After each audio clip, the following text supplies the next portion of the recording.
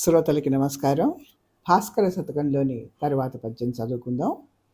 ఉరు బలశాలినంచు తన నొల్లని అన్య పతివ్రతాంగన సురతము కోరినేని కడసుమ్మది భూతిక ప్రాణహానియో శిరములు కూల రాఘవునిచే దశకంఠుడు త్రుంగిపోవడే ఎరుగక సీత కాసపడి ఇష్టుల భృత్యుల కోడి భాస్కర.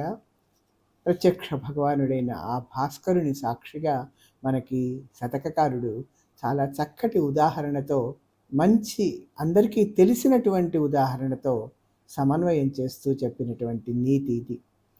తెలివి లేనివాడైన రావణాసురుడు సీత కోసం ఆశపడి తన సైన్యంతో, తన బంధువులతో, హితులతో తనే తలలు 10 తలలు నేలపడగా చనిపోయినట్టుగా తనే బలశాలినని గర్వించి పతివ్రతల కోసం ఆశపడిన మానవుడు సర్వసంపదలని పోగొట్టుకొని చివరికి ప్రాణాలను కూడా కోల్పోతాడు కదా అని రామాయణంలో ఉన్నటువంటి నీతిని అంతటిని, ఆ సారాంశాన్ని అంతటిని క్రోడీకరించి మనకి శతకకారుడు చెప్పాడు.